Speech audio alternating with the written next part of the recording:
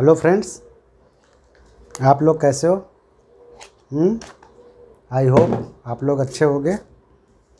तो आप सबका वेलकम है हमारे नेक्स्ट एपिसोड में, episode number 21 regarding vector algebra study. Okay, तो आज हम वेक्टर अलजेब्रा में एक्सरसाइज का दौर जारी रखेंगे। एपिसोड नंबर 20 में हमने कुछ एक्सरसाइजेस की थी और आपको एक होमवर्क दिया था। ठीक है, कुछ प्रॉब्लम सॉल्व की थी और आपको एक होमवर्क भी दिया था। आई होप आप लोगों ने वो होमवर्क किया होगा।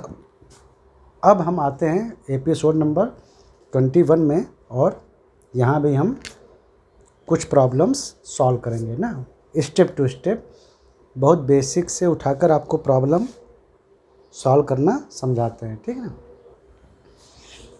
तो मान लो हमारी प्रॉब्लम है कि ये हमने आपको 3D स्पेस तो अच्छे से बता ही दिया था, हैं, कार्टेशियन 3D स्पेस। उसमें एक इधर से दिख रहा है, एक्स एक्सिस लेते हैं, वाई एक्सिस लेते हैं और जेड एक्सिस लेते हैं। 3 एक्सिस लेते हैं एक दूसरे के परपेंडिकुलर। आप चाहो तो इसको एक्स, इसको वाई, इसको जेड ले लो, कोई दिक्कत नहीं है। आप स्वतंत्र हो, आप फ्री हो। और जिस ओर हम एक्स एक्सिस लेते हैं उस ओर की डायरेक्शन को हम आई से रिप्रेजेंट करते हैं। जिस ओर वाई एक्सिस लेते हैं उस ओर की डायरेक्शन को हम जे से रिप्रेजेंट करते हैं। और जिस ओर हम जेड एक्सिस लेते हैं उस ओर की डायरेक्शन को हम के से रिप्रेजेंट करते हैं। आई जे के डायरेक्शंस हैं along x y and Z axis. और आई जे के जो हैं, आई जे और के, इनमें कैप लगा रहता है। तो कैप डिनोट करता है कि हम यूनिट वेक्टर की बात कर रहे हैं। तो आई कैप, जे कैप और के कैप जो हैं वो यूनिट वेक्टर्स हैं, वो यूनिट वेक्टर्स हैं। और यूनिट वेक्टर्स जो होती हैं उनका मॉड यानी उनका मैग्नीट्यूड एक होता है। आई का मैग्नीट्यूड, जे का मैग्नीट्यूड और के, इन तीनों डायरेक्शनल जो वेक्टर होते हैं उनका मैग्नीट्यूड 1 होता है, अर्थात उनकी न्यूमेरिकल वैल्यू 1 होती है। और ये बेसिकली डायरेक्शंस रिप्रेजेंट करते हैं। ठीक है। अब एक पॉइंट है यहाँ पर, मान लो P, और उसके कोऑर्डिनेट हैं 2, 3, 4 और ये ओरिजिन है, इसके कोऑर्डिनेट हैं 0, 0, 0। तो प्रॉब्लम्स की शुरुआत हम बहुत बेसिक करते हैं। हमारा 3D में एक पॉइंट है P जिसके कोऑर्डिनेट हैं 2, 3, 4। ये एक पॉइंट है, पॉइंट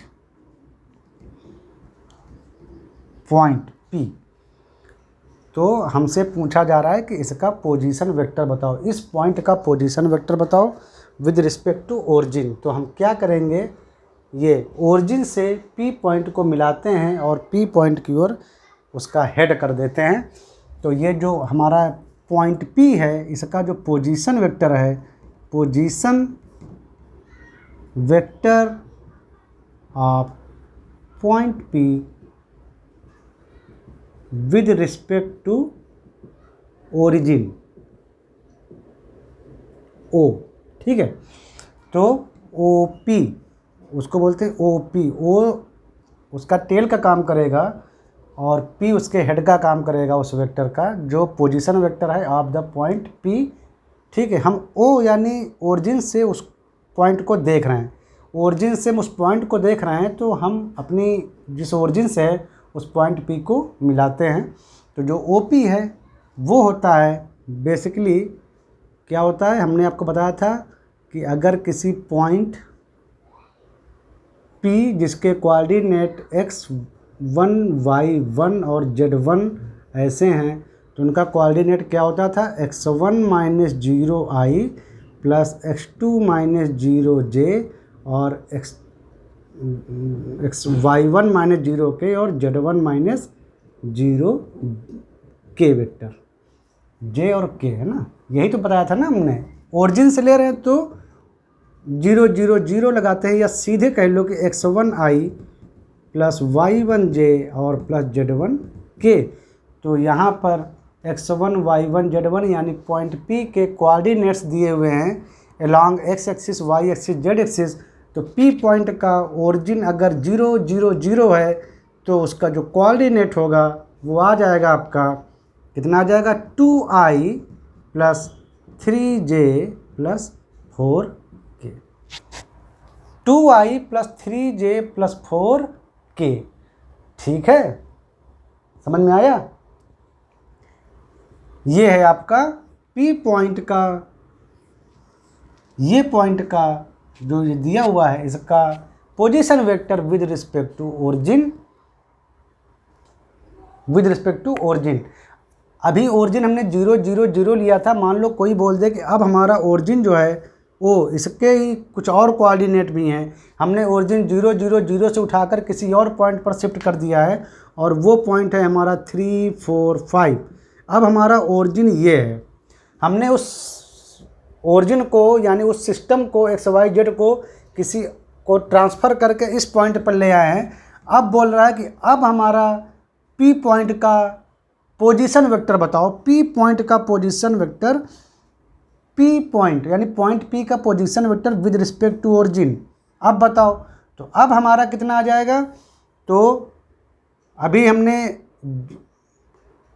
असल में यूनिवर्सल फार्मूला क्या होता है, x2 minus x1i plus 2 points के वेक्टर का j, और ये हमने बता रखा था z2 माइनस z1k, यही तो पढ़ा था ना। देखो अभी हमने ये ओरिजिन जो है वो पहले 0 0 0 लिया था कोऑर्डिनेट्स, तो हमारा डायरेक्ट हम उस पॉइंट को ही i j k में लिख पाते थे, लेकिन तो इसीलिए यहाँ पर 0 0 0 भी था, ओरिजिन 0 0 0 लिया था ना, इसीलिए OP वेक्टर हमारा x1 माइनस 0 y1 माइनस 0 ऐसे लिखा था।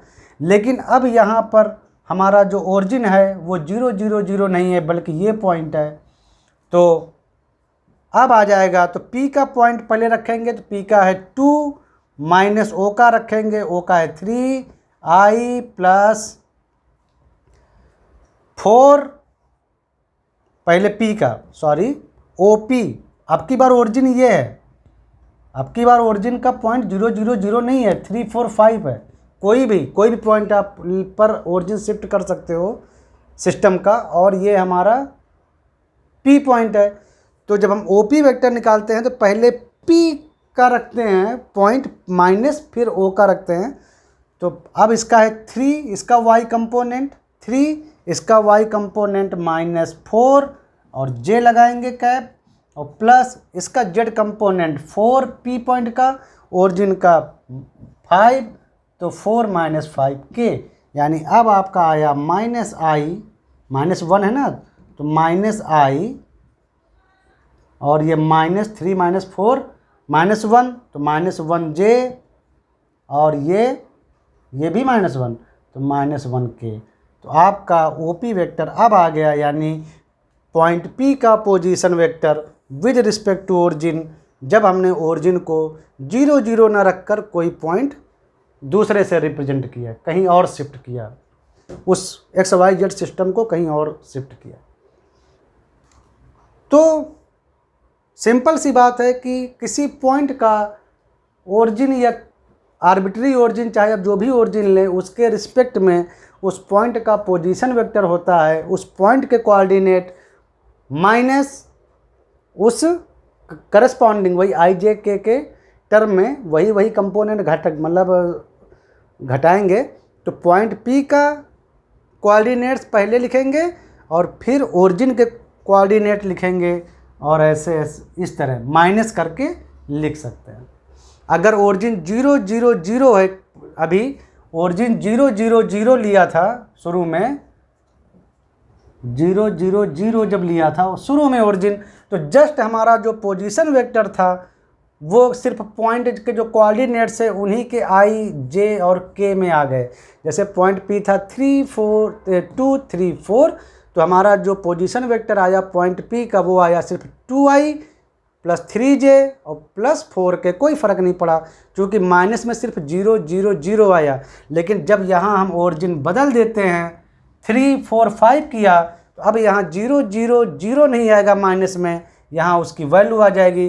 तो अब 2 माइनस 3i, अब ओरिजिन हमारा ये है, और फिर 3 - 4j और फिर 4 - 5k, यानी ओरिजिन के पॉइंट उस पॉइंट में घटा के जो कोऑर्डिनेट्स है ना, वो P पॉइंट में ओरिजिन के पॉइंट के कोऑर्डिनेट घटा के उसको ijk के टर्म में लिखते हैं और हम अपना पोजीशन वेक्टर गेन करते हैं।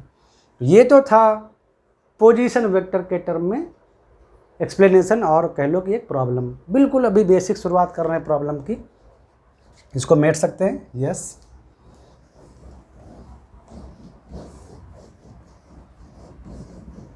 तो अभी तो हम 0 0 0 ही लेकर कैलकुलेशन करते हैं। वो तो हमने आपको साथ में बता भी दिया कि ओरिजिन बदलने पर पोजीशन वेक्टर कैसे चेंज होते हैं। अभी तो ये आया आपका पॉइंट P। अब हमने एक पॉइंट Q ले लिया, ये पॉइंट Q है और इसके कोऑर्डिनेट हैं 7 -3 और 4। OP वेक्टर जो आया था 2 3 4 का जो P था पॉइंट, उसके तो हमारे कोऑर्डिनेट उसका तो पोजीशन वेक्टर आया था 2i + 3j + 4k, इसको नंबर 1। और अब हमारा एक पॉइंट हमने दूसरा लिया Q। अब पूछा जा रहा है कि पॉइंट Q का ओरिजिन O जिसके कोऑर्डिनेट 0 0 0 हैं, इसके रिस्पेक्ट में पोजीशन वेक्टर निकालो। तो यानी ये हमारा OQ हमसे पूछा गया है। OQ पॉइंट Q का position vector with respect to origin, तो इसका कितना आएगा? क्योंकि O भी अभी 0 0 0 ले रखा है, तो सीधा सीधा उसका कोऑर्डिनेट है 7 - 3 4। तो आप 7i - 3j और +4k सीधा सीधा आप लिख सकते हो। क्यों? क्योंकि 7 - 0 करोगे 7 ही आएगा। वो तो अभी 0 0 0 ही है ना, तो कोई फ़र्क नहीं पड़ रहा। तो इस प्रकार हमारे 2 पॉइंट्स के पोजीशन वेक्टर्स हमको मिल गए। अब हमारा प्रॉब्लम बनता है कि इन दोनों पॉइंट्स को मिलाने वाले वेक्टर को लिखो, यानी P और Q। तो हम PQ को मिलाते हैं और हमसे पूछा गया है कि PQ वेक्टर लिखो, यानी P से शुरू करो, P को टेल मानो, Q की ओर जाओ।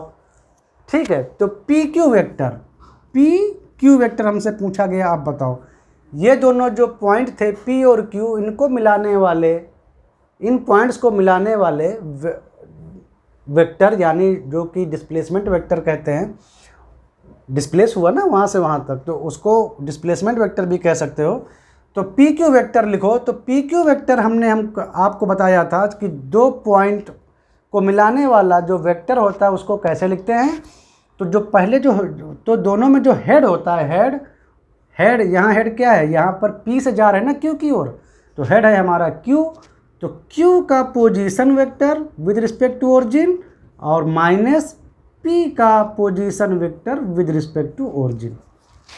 PQ = OQ - OP।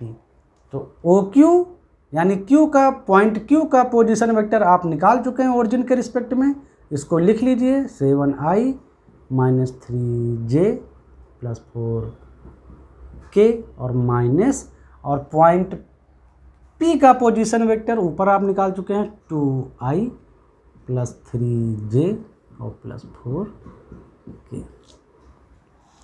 आप इसको अभी हमने आपको बताया था, जब एक वेक्टर जो ijk के टर्म में जो लिखे होते हैं जो वेक्टर, उनको घटाते वक्त ध्यान में रखते हैं कि i कंपोनेंट यानी x एक्सिस के अलॉन्ग कंपोनेंट ही आपस में घटते हैं या जुड़ते हैं, y एक्सिस के अलॉन्ग यानी j के अलॉन्ग वाले कंपोनेंट वो आपस में जुड़ते घटते हैं और मतलब ऐड होते हैं या सब्सट्रैक्ट होते हैं, और इसी प्रकार z एक्सिस के अलॉन्ग वाले। ठीक है, तो अब आप इसमें 7i में ये माइनस जब 2i जाएगा तो 5i बचेगा, -3j और ये -3j इधर भी आएगा क्योंकि यहाँ पर माइनस लगा है, माइनस प्लस माइनस हो जाएगा, तो -3j और -3j मीन्स -6j और 4k और ये -4k + 0k, ये माइनस आएगा ना, -4k और ये +4k तो 0k। तो आपका PQ वेक्टर आया 5i - 6j + 0k। इसको आप सीधे 5i - 6j भी लिख सकते हैं। अगर ऐसा लिखेंगे तो आदमी अपने आप समझ जाएगा कि आगे जो के कंपोनेंट है शायद वो जीरो है, मतलब वो जीरो है, शायद नहीं वो जीरो। अब अगर कोई कहे कि नहीं हम पी क्यू नहीं चाहते, हम क्यू पी जानना चाहते हैं, पॉइंट क्यू से शुरू करेंगे और पी तक जाएंगे, यानी आपका क्यू पी वेक्टर। तो आप क्यू पी वेक्टर समझ गए हैं कि किसी भी वेक्टर क्यू पी को हम लिख सकते हैं minus P Q vector, minus P Q vector. Just direction change हुआ तो माइनस कर सकते हैं, तो माइनस, और पी क्यू वेक्टर भी हमने निकाला ही है 5i माइनस 6j, तो ये आ जाएगा 6j माइनस 5i। ठीक है, तो ये हो गया क्यू पी वेक्टर। अब की बार क्यू से शुरुआत करके पी की ओर जाते हैं।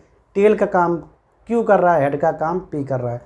अगर आपको ये ना याद आए तो आप क्यू पी वेक्टर को ऐसे भी लिख सकते हैं, Q P vector equal to P, यानी कि यहाँ क्यू से पी की ओर जा रहे हैं तो लास्ट में पी आया हेड, तो उसका position vector with respect to origin minus Q का position vector with respect to origin.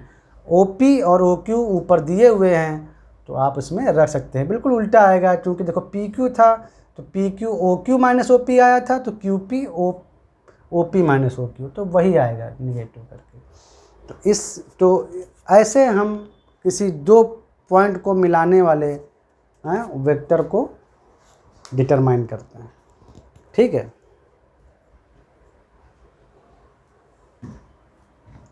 समझ में आ गया ना? ओके। अभी देखो, अभी हमने 4 लास्ट में ले लिया ना, तो ये जे कंपोनेंट हमारा जीरो हो गया, के कंपोनेंट यानी जेड एक्सिस के लॉन्ग कंपोनेंट हमारा जीरो आ गया, जीरो के। थोड़ा इसको चेंज करते हैं, इसको हम कर देते हैं यहाँ पर 6 थोड़ी देर के लिए, तो ओ पी की जगह पर, ताकि हमारे अभी जो एग्जाम्पल ले लिया ना वहाँ पर डाटा जो लिया वहाँ पर जीरो के आ गया, तो जीरो के नहीं आना चाहिए, थोड़ा के रहना चाहिए, तो यहाँ पर आ जाएगा ये। तो पी क्यू वेक्टर जस्ट हमने वहाँ पर थोड़ा चेंज कर दिया, तो आपका ये जे कंपोनेंट के कंपोनेंट यानी जेड एक्सिस के लॉन्ग कंपोनेंट आपका गायब नहीं हुआ। उसको थोड़ा रहना दो, उसको थोड़ा रहने दो, नहीं तो पी क्यू वेक्टर अब ऐसे लिख सकते हैं। ठीक है, अब ये पी क्यू वेक्टर देखो हमको पता चल गया। पहले हमने अभी क्या क्या सीखा, हमने एक पॉइंट को पोजीशन वेक्टर में बदलना सीखा, दूसरा पॉइंट था उसको पोजीशन वेक्टर में बदलना सीखा। ज़्यादातर हम लोग अपने मैथमेटिक्स में ओरिजिन को 0 0 0 ही लगते हैं, मतलब कोऑर्डिनेट्स, लेकिन अगर ओरिजिन बदल जाए तो भी आप पोजीशन वेक्टर कैसे निकालते हैं, तो वही x2 माइनस x1 i करके, मतलब उस पॉइंट में ओरिजिन का पॉइंट घटाएंगे, पॉइंट में नहीं, मतलब उसके i कंपोनेंट में उसका ओरिजिन का i कंपोनेंट। अगर जीरो है ओरिजिन 0 0 0 तो आप जो पॉइंट लिखे उनको सीधे कर ऐसे ही लिख सकते हैं, लेकिन अगर ओरिजिन 0 0 0 नहीं है तो उसके i कंपोनेंट में उसका i कंपोनेंट, उसके मतलब ओ का ओरिजिन का i कंपोनेंट, फिर पॉइंट के जे कंपोनेंट में ओरिजिन का जे कंपोनेंट, फिर उसमें के कंपोनेंट, पॉइंट के कंपोनेंट में से ओरिजिन का के कंपोनेंट, ऐसे करके घटा के वेक्टर बनाते हैं, है ना। आई जे के क्या हैं, डायरेक्शंस हैं जो कि एक्स वाई और जेड एक्सिस को डिनोट करते हैं।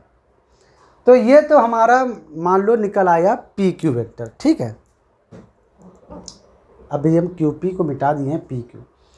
अब हमसे बोला गया ठीक है चलो आपने पी क्यू निकाल दिया, ये दो पॉइंट मिलाने वाले वेक्टर को आपने निकाल दिया, वेरी गुड। अब हमको बताओ कि पी क्यू वेक्टर की डायरेक्शन क्या है। भाई हमसे पूछा गया कि बताओ ये पी क्यू जो है उसकी डायरेक्शन क्या है। तो डायरेक्शन क्या होती है, डायरेक्शन जो होती हैं वो हम बता चुके हैं, डायरेक्शन होते हैं यूनिट वेक्टर्स। तो अगर हमसे पूछा गया, डायरेक्शन का मतलब है उस किसी वेक्टर की डायरेक्शन का मतलब है कि उस वेक्टर का यूनिट वेक्टर निकालना, क्योंकि unit vector mainly direction depend कर मतलब डिफाइन करते हैं। तो हमारे पास वेक्टर है और हमसे पूछा गया है कि पॉइंट P और पॉइंट Q को मिलाने वाले वेक्टर का डायरेक्शन बताओ, उसकी डायरेक्शंस क्या क्या हैं। तो इसका डायरेक्शन का शब्द सुनते ही समझ जाइए कि आपको यूनिट वेक्टर निकाल के दिखाना है। Unit vector, okay. तो हम जानते हैं कि किसी भी वेक्टर ए को कैसे लिखा जाता है। ए को लिखा जाता है उस वेक्टर के मैग्नीट्यूड और उसके यूनिट वेक्टर यानी डायरेक्शन। तो यूनिट वेक्टर निकालने के लिए आप उस वेक्टर में उसके मैग्नीट्यूड यानी उसकी न्यूमेरिकल वैल्यू से डिवाइड करेंगे। तो पी क्यू वेक्टर तो हमको मिल चुका है, इसको वेक्टर नंबर 3 डालते हैं। अब हमको पी क्यू वेक्टर की डायरेक्शन निकालनी है, इसका मतलब है उसका यूनिट वेक्टर निकालना है।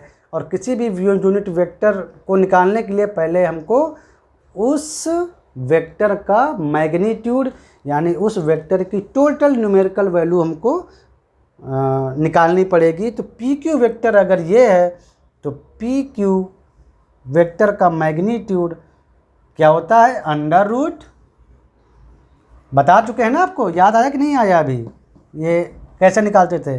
अगर कोई वेक्टर ए लिखा होता है A1i प्लस A2j और प्लस A3k, देखो जैसे यहाँ पर ये पी क्यू वेक्टर लिखा हुआ है,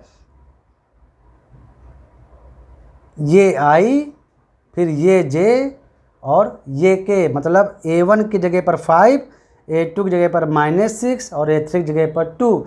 इसी फॉर्म में लिखा हुआ है ना, यही तो जनरल फॉर्म होता था वेक्टर का।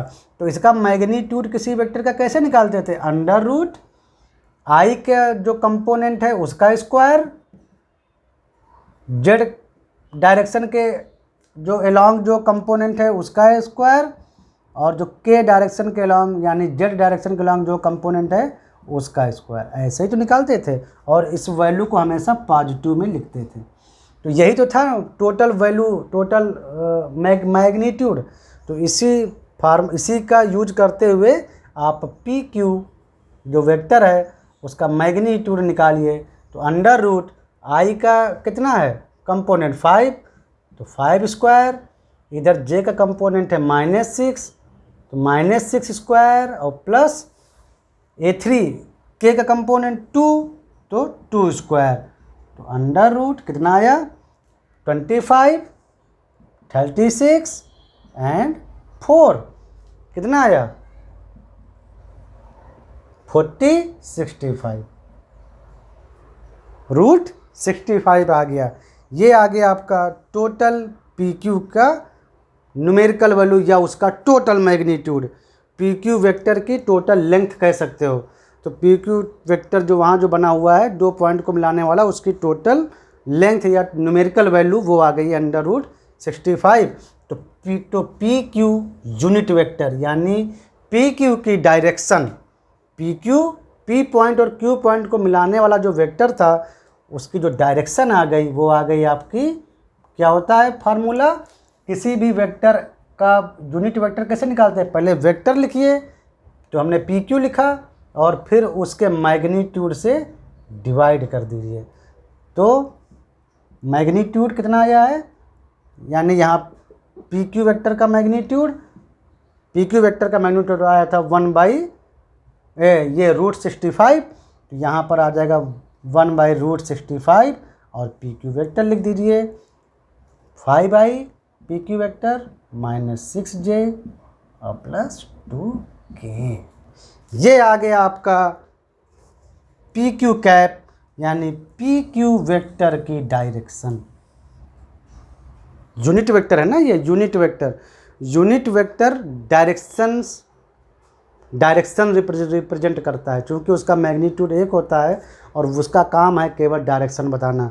तो पी क्यू कैप निकालते ही हमको पी क्यू वेक्टर की डायरेक्शन पता चल गई। ये है पी क्यू वेक्टर की डायरेक्शंस, उसकी डायरेक्शन इन 3D स्पेस। समझ में आया? तो आपको पी क्यू वेक्टर की डायरेक्शन भी पता हो गई। किसी भी वेक्टर की आप डायरेक्शन कैसे निकालते हैं, उस वेक्टर आपका यूनिट वेक्टर निकाल के। और यूनिट वेक्टर कैसे निकालते हैं, तो उस वेक्टर में उसके मैग्नीट्यूड से डिवाइड करके। किसी भी वेक्टर का मैग्नीट्यूड यूनिट वेक्टर निकालने के लिए उस वेक्टर को लिखिए, फिर उस वेक्टर के मैग्नीट्यूड टोटल मैग्नीट्यूड यानी उसकी टोटल न्यूमेरिकल वैल्यू से डिवाइड कर दीजिए, ये आ जाएगा आपका डायरेक्शन। तो इससे हमको पता चल गया कि पी क्यू का डायरेक्शन क्या है। तो अभी हमने क्या सीखा, अभी तक प्रॉब्लम्स बनाने में हमने पॉइंट के पोजीशन वेक्टर निकालने सीखे, फिर हमने दो पॉइंट को मिलाने वाला वेक्टर कैसे लिखा जाता है हमने वो सीखा, और फिर वो दो पॉइंट को मिलाने वाला जो वेक्टर है उसका मैग्नीट्यूड यानी उसकी टोटल वैल्यू कैसे निकाली जाती है। तो ये तरीका ये सीखा है ना, तो उसकी टोटल लेंथ या टोटल मैग्नीट्यूड या टोटल उसकी न्यूमेरिकल वैल्यू, और फिर उस वेक्टर की डायरेक्शन कैसे डिटरमाइन करते हैं। तो डायरेक्शन डिटरमाइन करते हैं उसका यूनिट वेक्टर निकाल के, और हमने ये सीखा यूनिट वेक्टर निकालना। ठीक है, अब हमसे पूछा गया, देख रहे हैं, दिख रहा है अभी, हाँ दिख रहा है। अब हमसे पूछा गया कि चलो ठीक है, आपने पी क्यू वेक्टर की डायरेक्शन भी चलो निकाल ली, वेरी गुड हैं, लेकिन अब बताओ कि ये जो पी क्यू वेक्टर है स्पेस में वो एक्स वाई और जेड एक्सिस से अलग अलग कितना एंगल बना रहा है। ये जो पी क्यू वेक्टर आपने जो निकाल लिया उसकी डायरेक्शन भी निकाल ली, वेरी गुड, उसका यूनिट वेक्टर निकाल के आपने उसकी डायरेक्शन डिफाइन कर दी, वेरी गुड। लेकिन अब बताओ कि वो अलग अलग एक्स वाई जेड एक्सिस जो हैं उनसे एंगल कितना बना रहा है, अलग अलग एंगल कितना बना रहा है। भाई स्पेस में 3D स्पेस में कहीं है वो वेक्टर पी क्यू, तो वो एक्स एक्सिस वाई एक्सिस जो जेड एक्सिस जो हमारा कोऑर्डिनेट जो सिस्टम है जो हमने डिफाइन किए हैं, तो ये जो पी क्यू वेक्टर है वो एक्स एक्सिस से कितना एंगल बना रहा है, जैसे एक्स एक्सिस से मिलाओगे तो ये कितना एंगल बना रहा है, और अगर ये ऐसे ऐसे वाई ऊपर बढ़ाते जाओ ये कहीं वाई को काटेगा जाके, तो वो जो एंगल बना रहा है वो बताओ, और अगर ये कहीं जेड एक्सिस को काटा तो जेड एक्सिस का एंगल बताओ। यानी हमसे पूछा गया है थीटा एक्स, ये पी क्यू वेक्टर एक्स से डायरेक्शन से कितना एंगल बना रहा है, वाई डायरेक्शन से यानी थीटा वाई, और थीटा यानी वो जेड को अगर कहीं एक्सिस को कहीं पर कट करेगा पी क्यू कहीं भी करे स्पेस में, तो वहाँ पर वो कितना एंगल बनाएगा। ठीक है, थीटा एक्स थीटा वाई और theta Z. Angle made by the vector P Q from X with X axis Y axis and Z axis separately, अलग अलग हमको डिफाइन करना है। तो वेरी गुड, हमको आता है। अब हम सोचते हैं कि हम इसको थोड़ा सा मिटा सकते हैं, तो हम मिटा देते हैं।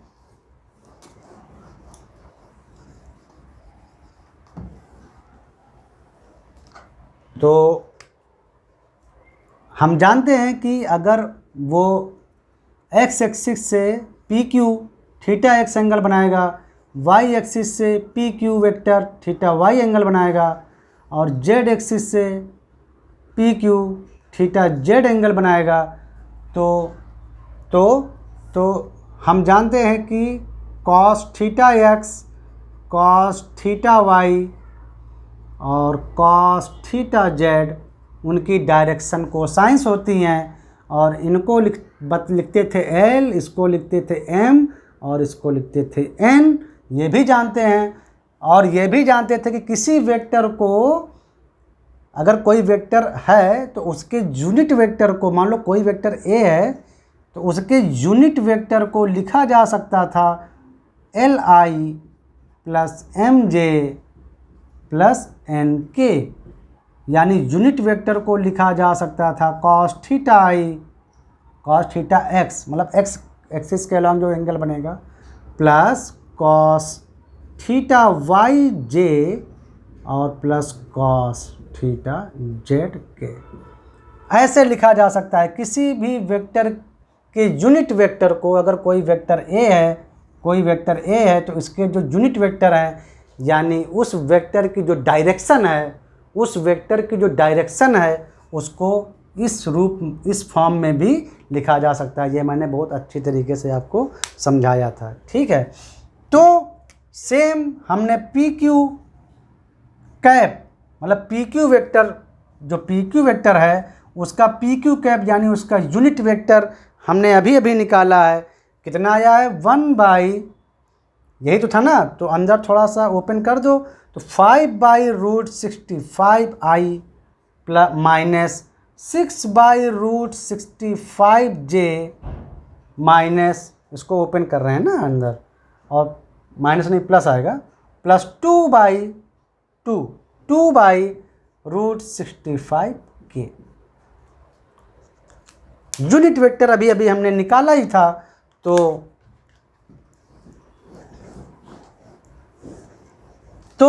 लेकिन यूनिट वेक्टर किसी वेक्टर का जो यूनिट वेक्टर था उसको ऐसे भी लिखा जा सकता था ना, cos theta xi cos theta yj cos theta zk और li mj n के, जहाँ पर l m n वही है, मतलब short form of the cos theta x cos theta y cos theta z, और इनको बोलते थे डायरेक्शन कोसाइंस। इनको क्या बोलते थे? Direction cosines.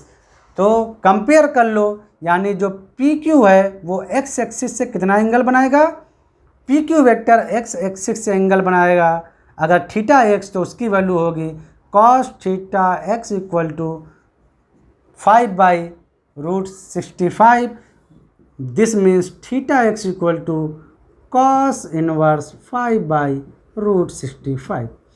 सिमिलरली अगर P Q vector Y axis से थीटा वाई एंगल बना रहा है, तो ये इस फॉर्म में कंपेयर करो, तो cos theta Y equal to -6/√65 और theta Y equal to cos inverse -6/√65। और सिमिलरली अगर P Q vector Z axis से थीटा जेड एंगल बना रहा है, तो cos theta Z equal to, इसको कंपेयर करो तो 2/√65 means theta Z equal to cos inverse 2/√65। तो इस तरह से जो पी क्यू वेक्टर है वो अलग अलग एक्स वाई और जेड एक्सिस से एंगल कितना कितना बना रहा है, हम वो डिटरमाइन कर लेते हैं। तो एंगल डिटरमाइन करने के लिए क्या करो? पहले उस वेक्टर का यूनिट वेक्टर निकाल लो, और जो किसी भी वेक्टर का जो यूनिट वेक्टर होता है वो उसके डायरेक्शन कोसाइंस यानी उसके एक्स वाई और जेड एक्सिस से जो एंगल बनता है theta Z theta Y theta Z, उनके कॉस फॉर्म में ऐसे लिखा जाता है किसी भी वेक्टर का जो यूनिट वेक्टर होता है। तो किसी भी वेक्टर का पहले आप जो यूनिट वेक्टर निकाल लो। यूनिट वेक्टर का मतलब है कि हमने उसकी डायरेक्शन निकाल ली और उसका कंपेयर cos थीटा एक्स मतलब एल एम एन या cos theta X cos theta Y cos theta Z से कर लो, तो आपको थीटा एक्स थीटा वाई और थीटा जेड यानी अलग अलग एंगल जो बना रहा है वो एक्स वाई और जेड एक्सिस से, वो आप जान जाओगे। तो ये भी आपको पता हो गया कि यूनिट वेक्टर निकालने के बाद उसका यूज कैसे करते हैं, क्या निकालने के लिए कि वो वेक्टर एक्स वाई और जेड एक्सिस को कौन कौन से एंगल पर कट कर रहा है, कौन कौन से एंगल पर कट कर रहा है। इतनी चीज़ें आपको पता हो गई, ठीक है। तो आई थिंक आपको काफ़ी चीज़ें पता हो रही हैं। अब आगे और बढ़ते हैं, है ना। मैं प्रॉब्लम लेकर चलने से, किसी एक प्रॉब्लम को लिखने से ज़्यादा मैं प्रॉब्लम को कनेक्ट करने पर ज़्यादा जोर देता हूँ। अगर आपको प्रॉब्लम को आपस में कनेक्ट करके और अंदर तक समझ आ गई ना, तो आप कोई भी प्रॉब्लम चुटकियों में सॉल्व कर लेंगे। अलग अलग प्रॉब्लम सॉल्व करने से मतलब अलग अलग प्रॉब्लम सॉल्व करने से अच्छा है कि उन प्रॉब्लम्स को जोड़ के एक बड़ी प्रॉब्लम को सॉल्व करना सीखें, ठीक है। तो अभी तक हम लोगों ने इतना सीखा, आगे और बढ़ते हैं, ठीक है। अभी इसको हम मेट सकते हैं, आपके पास रिकॉर्डिंग है, आप बहुत ढंग से इसको देख लीजिएगा। वापस मैं मेट रहा हूँ।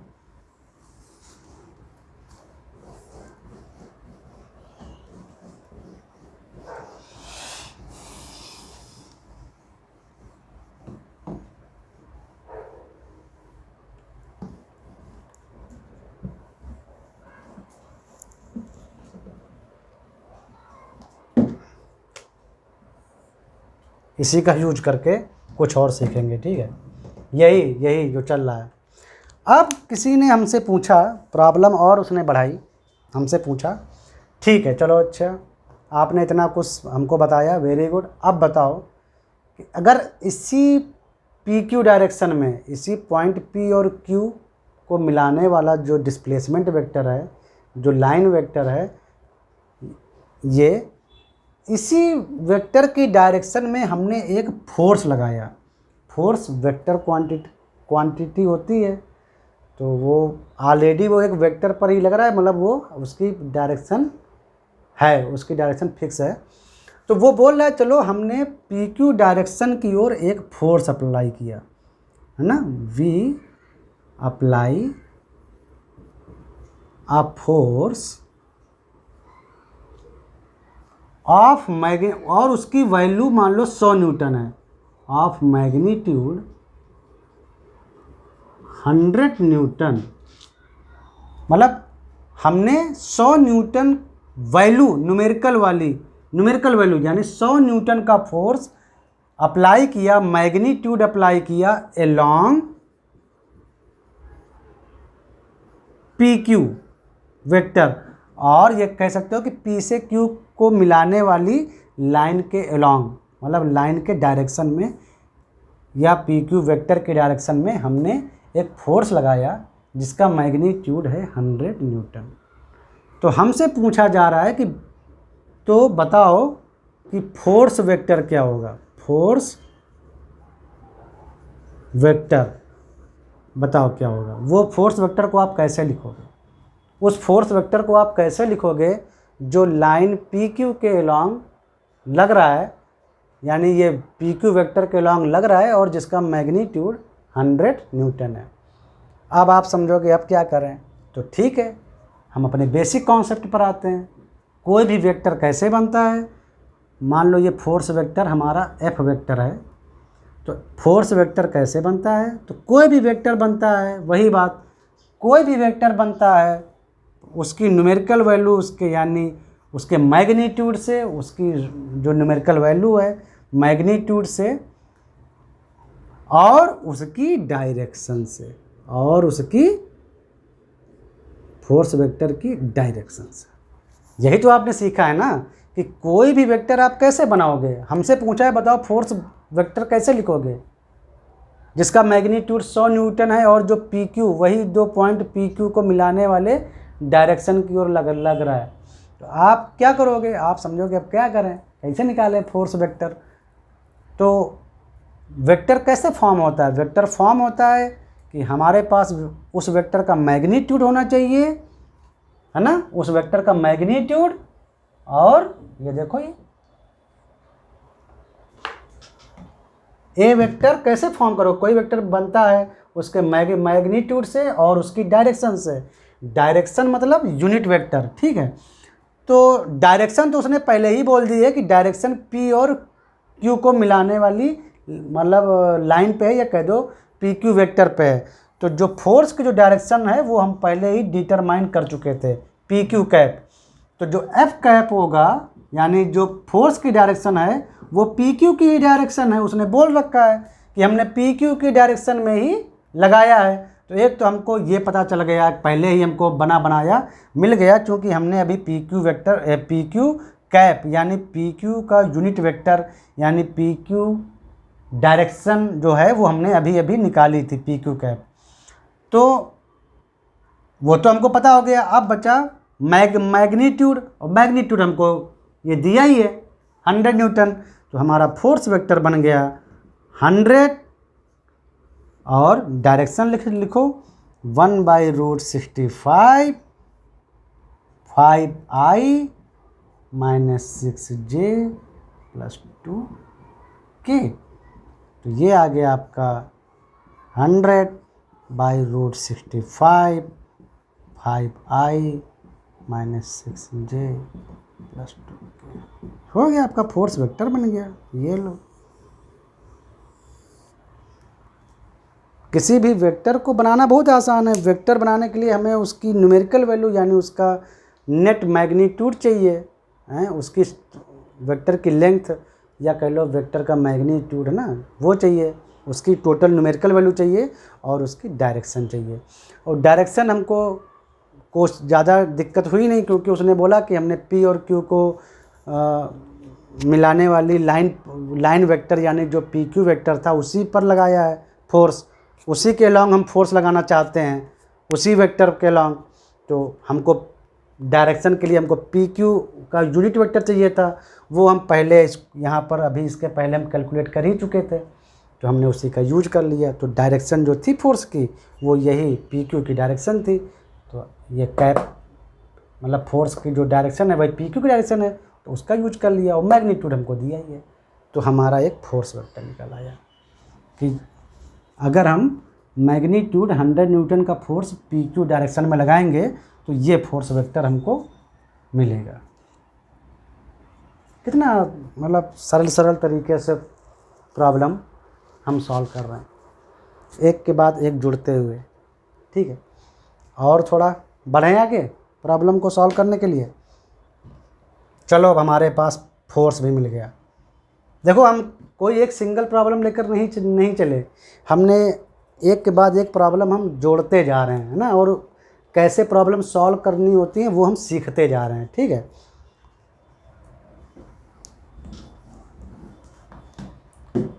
तो पी क्यू के अलॉन्ग ही ऐसे हमको एफ वेक्टर मिल गया, जो कि यानी फोर्स वेक्टर मिल गया जिसकी वैल्यू 100 न्यूटन थी, टोटल न्यूमेरिकल वैल्यू 100 न्यूटन थी, और डायरेक्शन जो है वो पी क्यू के अलॉन्ग है, और वो हमने निकाल ली। तो अब बोलते हैं चलो ठीक है, मान लो आपने ये भी करके दिखा दिया, वेरी गुड। अब बताओ,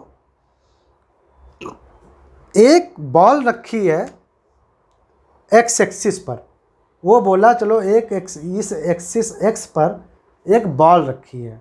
ठीक है, वो बोला एक बॉल रखी है, ए बॉल ऑफ 1 kg, या कोई भी मास ले सकते हो, 2 kg ले लो, कोई दिक्कत नहीं। ऑफ बॉल 2 kg जो है वो एक्स एक्सिस पर रेस्ट पर में रखी हुई है। A ball of 2 kg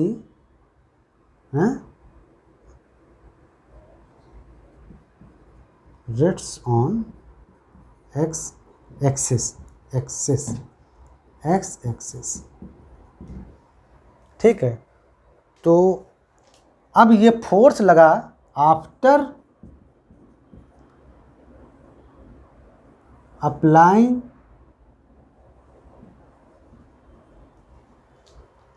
of force P, force F लगाने के बाद डिटरमाइन कीजिए, determine the velocity and displacement of ball along same axis, मतलब सेम एक्स एक्सिस,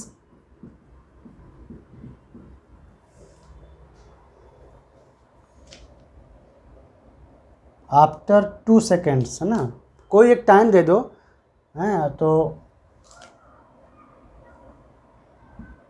इन 2 seconds। तो बोल रहा है कि हमको एक नई प्रॉब्लम हमको क्रिएट करवा रहे हैं लोग, कि बोल रहे हैं कि चलो ठीक है तुमने इतना कर दिया, फोर्स निकाल लिया, चलो अब एक चीज़ बताओ, अगर यही फोर्स अब एक ऐसी बॉल पर लग रहा होता जो कि एक्स एक्सिस पर एकदम रेस्ट में रखी हुई है, हैं, तो बताओ 2 सेकंड बाद उसकी वेलोसिटी क्या होगी उस बॉल की, और उसका डिस्प्लेसमेंट क्या होगा, लेकिन अलोंग एक्स एक्सिस। कोई एक एक्सिस उन्होंने बोली, चलो इसी एक्स एक्सिस पर ही बताओ। तो वेरी गुड, हम क्या करेंगे, देखो उन्होंने सिर्फ एक्स एक्सिस के अलोंग ही पूछा है, तो वेरी गुड। तो हमारा जो फोर्स था वो ये वेक्टर था, एक वेक्टोरियल फॉर्म में हमारा फोर्स लिखा हुआ है, ध्यान से देखना, फोर्स जो था हमारा एक वेक्टोरियल फॉर्म में लिखा हुआ है, जिसमें आई कंपोनेंट है, जे कंपोनेंट है, के कंपोनेंट है। हमें सिर्फ एक्स एक्सिस से मतलब है, तो हम केवल एक्स एक्सिस वाला फोर्स ही लिखेंगे।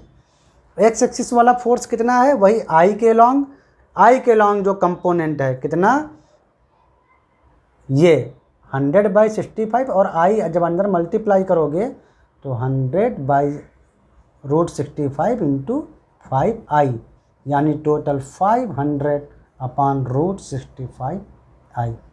यही तो है हमारा केवल एक्स एक्सिस के लॉन्ग वाला फोर्स, केवल एक्स एक्सिस के लॉन्ग वाला फोर्स। तोड़ना भी सीखो, मतलब उसका असर फोर्स या वेक्टर क्वांटिटी का अलग अलग एक्सिस के दौर के अलोंग उसका इफेक्ट भी सीखो, ठीक है। तो हमारा जो एक्स एक्सिस के अलोंग जो फोर्स मिला वो मिला 500/√65i।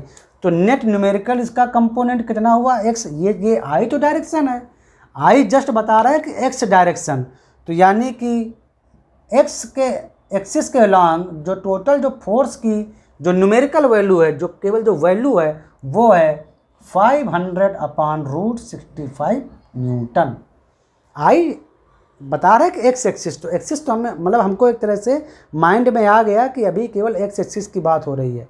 अब एक्स एक्सिस के अलोंग टोटल फोर्स हुआ 500/√65 न्यूटन। तो बताओ कि एक्स एक्सिस के अलोंग जो एक्सेलरेशन होगा, यानी जो एक्सेलरेशन जानते हो ना, त्वरण जिसको बोलते हैं हिंदी में, वो कितना होगा, तो वो होगा 500 एक्सेस फोर्स। एक्सेलरेशन क्या होता है, एक्सेलरेशन होता है फोर्स अपॉन मास, यही तो होता है ना।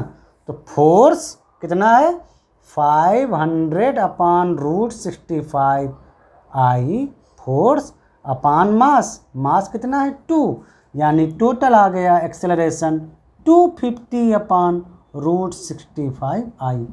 आई डायरेक्शन बता रहा है।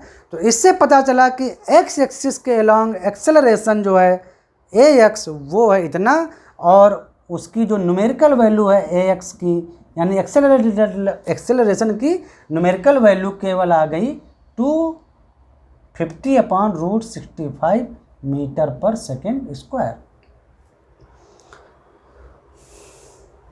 हो गया, एक्सेलरेशन भी मिल गया।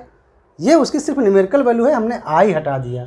आई का मतलब है डायरेक्शन, तो हमको पता है कि हम सिर्फ एक्स डायरेक्शन की ओर ही ले रहे हैं, क्योंकि क्वेश्चन भी हमारा सिर्फ एक्स डायरेक्शन की ओर ही पूछ रहा है। तो अब तो पता है आपको, इनिशियल स्पीड एक्स डायरेक्शन में कितनी थी, 0। बोला था रेस्ट है, वो रेस्ट है, कोई स्पीड नहीं था। तो वेलोसिटी जो फाइनल थी वो जानते हैं ना आप, इस फार्मूला हम एक्स डायरेक्शन लगा देंगे नीचे, केवल हम एक्स एक्सिस की ओर बात कर रहे हैं, तो यही तो जानते हैं ना फार्मूला अब न्यूटन का। तो फाइनल वेलोसिटी आफ्टर 2 सेकेंड आ गई, इनिशियल वेलोसिटी तो थी 0 क्योंकि बॉल रेस्ट में थी, प्लस ए एक्स, एक्सेलरेशन की वैल्यू रखो 250/√65, और टाइम केवल ये आई, क्योंकि हम इस डायरेक्शन में चल रहे हैं एक्स डायरेक्शन में, और इनटू टाइम कितना हमने लिया था, केवल 2 सेकेंड बाद पूछा था, तो इनटू 2, यानी 500/√65 मीटर पर सेकेंड। और ये आई मीन्स एक्स एक्सिस की ओर फाइनल वेलोसिटी जो होगी 2 सेकेंड बाद बॉल की, वो आएगी 500/√65 मीटर पर second. I means x axis की ओर, और एक्स एक्सिस की ओर ही जो डिस्प्लेसमेंट होगा,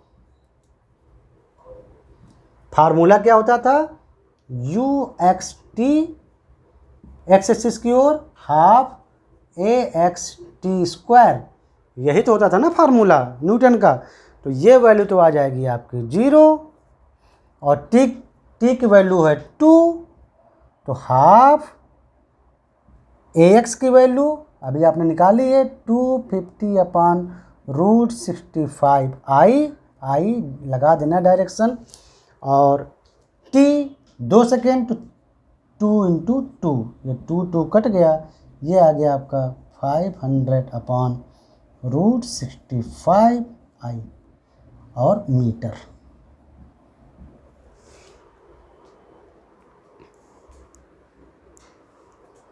MKS में हमने लिया है तो बस वही हो गया। MKS मतलब MKS सिस्टम में लिया है, थोड़ा ये देखो ऐसे, ठीक है।